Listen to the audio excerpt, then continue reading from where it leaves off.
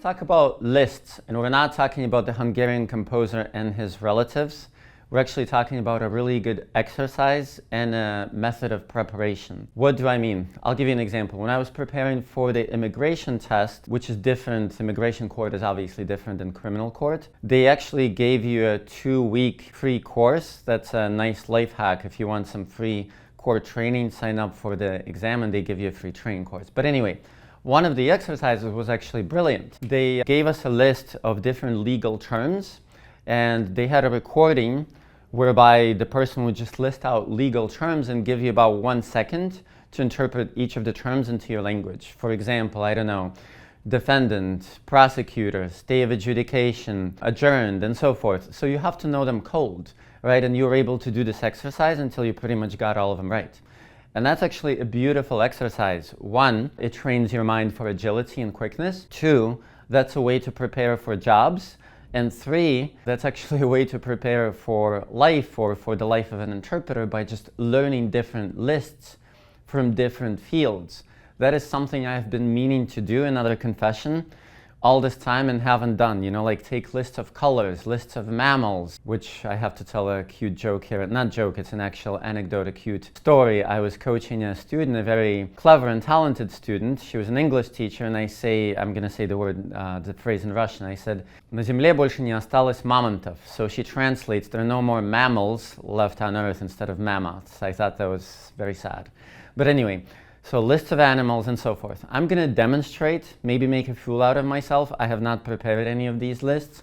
This is a list of sports events, and I'm just going to go down the list and see what happens. And we'll take something later that I'm slightly less familiar with, and that's where I'll make the fool out of myself. Okay, so let's roll. Academic rowing. Don't know if that's the exact English name. Badminton, basketball, boxing, breakdancing, wrestling, bicycle sports, water polo, volleyball, beach volleyball, handball, golf, canoeing and kayaking, judo, equestrian sports, track and field, table tennis, which by the way I found out is different than ping pong. They have different rules. Sailing, swimming, diving, don't know. Rugby, surfing, synchronized swimming, skateboarding, modern pentathlon, rhythmic gymnastics. That's actually, I'm going to comment on something here. This is a false friend sort of between Russian and English, because you would think that художественная гимнастика would be artistic gymnastics, except it's not. Спортивная гимнастика, called sports gymnastics, is artistic gymnastics in Russian, and the artistic one is actually rhythmic gymnastics, so careful. Athletic, rock climbing, don't know if that's what it's called in English, shooting, bow shooting, tennis, triathlon, taekwondo, fencing, football, I don't know if they actually mean American or football or soccer, grass hockey, and rhythmic gymnastics. So I did okay with sports, although if I were actually studying, I would make very, very sure I actually knew the translation for all of these sports. Specifically, the one that I didn't know is the, what do you call it, not a springboard, trampoline. I didn't know it was actually a sport, trampoline jumping. Anyway, so I would make very, very sure that I had the exact right translation. And just that process all in and by itself actually educates you on the terminology and might be enough to remember.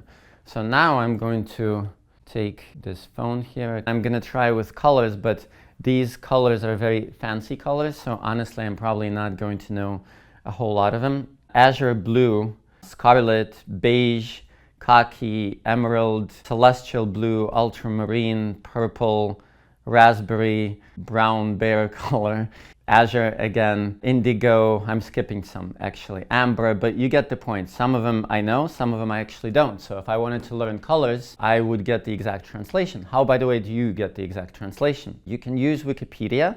I can't believe I'm recommending Wikipedia, but Wikipedia is a good reference for many technical things. Okay, let's just take a name of a place, Minneapolis. It's not going to screw up Minneapolis between Russian and English, right? Or the United States of America, or some technical term. Usually it's pretty good. Don't trust it 100%, never take it as an authority, but such things you usually can find out in Wikipedia. But what I would do is if I was using Wikipedia or any other dictionary, I would check that color in Russian and actually see what images it gives me, that color in English. See if it's a match, or at least a close match. But it's not a color study or an artistic study. Lists. Use lists, whether you're preparing for a particular assignment, or just training your memory, or preparing and expanding your interpreting vocabulary in general. Very, very awesome, amazing exercise. See you in the next clip.